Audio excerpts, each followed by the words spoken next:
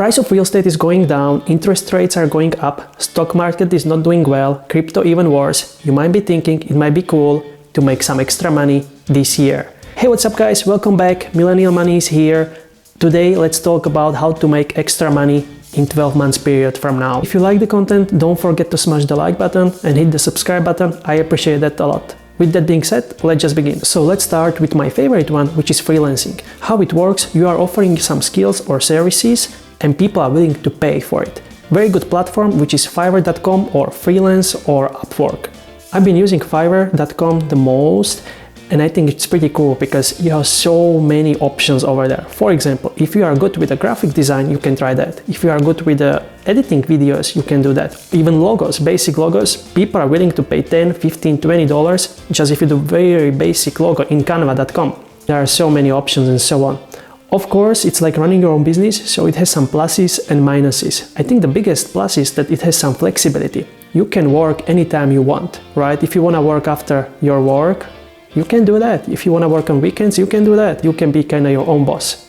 Controlling your time, it's very important. But even better, you have a control if you want to accept the project or you don't want to accept the project. You can set own rates for the projects, so you might be making pretty decent money. You can start it as a side hustle, but it might turn into serious business. I know so many friends, they start something like this and that later on it was their full-time, job and full-time business, which is pretty cool. On the other hand, let's talk about disadvantages, which are like, no income stability.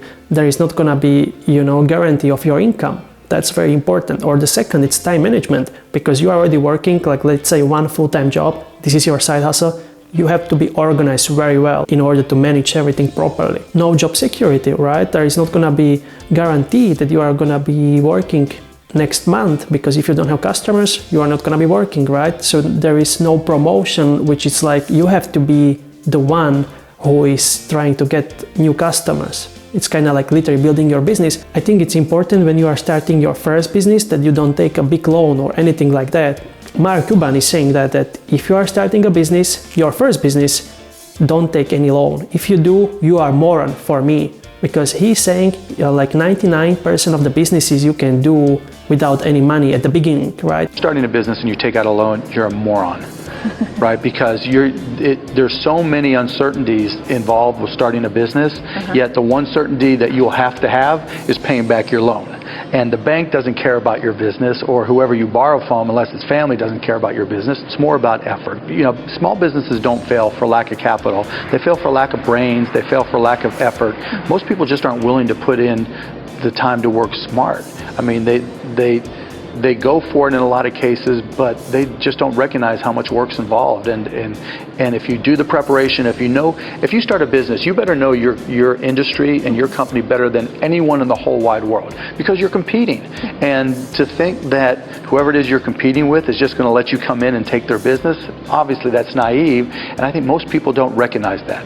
If you're going to compete with me in one of my businesses, you better realize that I'm working 24 hours a day to kick your ass. Actually, cool story about him, that I was close to his mansion in Dallas, and how he bought his mansion, it was that he got a call that, hey, there is this house for sale, but you have to decide today because this guy needs money immediately. And he asked, okay, how much? I think it was 12 or 15 millions.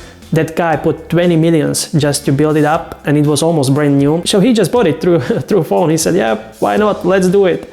And there is a good lesson that I learned as well, because that guy that was selling that house, that he needed the money immediately, he lost all this money on market. You always buy something what you can afford, and don't buy something what you cannot afford, right? Whether it's a car for 10 grand and you don't have them, I guess this is the same principle when you are buying a house or anything like that.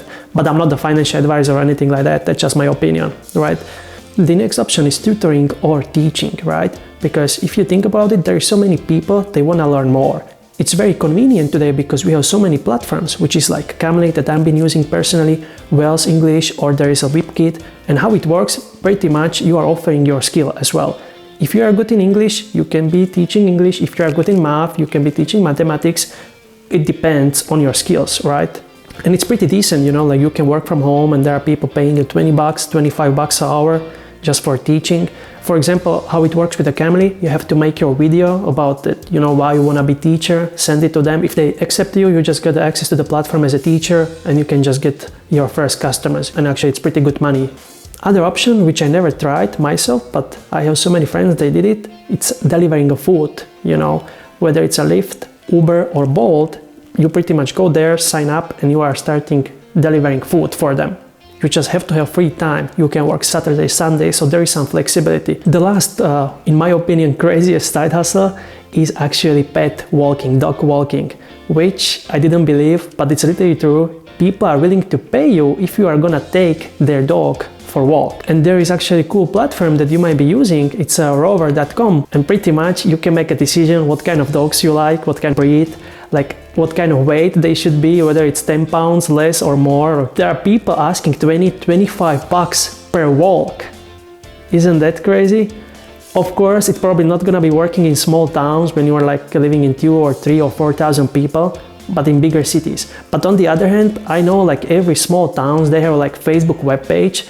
I'm pretty sure whether it's a tutoring or dog walking, you can find some customers over there, because there are always people, they have money and they don't have time. You can just, try and ask, and you never know. Maybe there is gonna be some people. As long as I know, it's in the United States and certain countries in Europe as well, which is really neat because you can make additional money just for taking care of it. And I went through the couple listings and I noticed so many students are doing this as a side hustle, so which is pretty cool. So guys, let me know what kind of side hustles you like the most and what you do. And with that being said, that was my video, how to make extra money this year. If you like it, don't forget to smash the like button and hit the subscribe button as well. I appreciate it a lot. And if you want to learn how to buy first rental property step by step, you can always check it out. Thanks for watching. Until next time.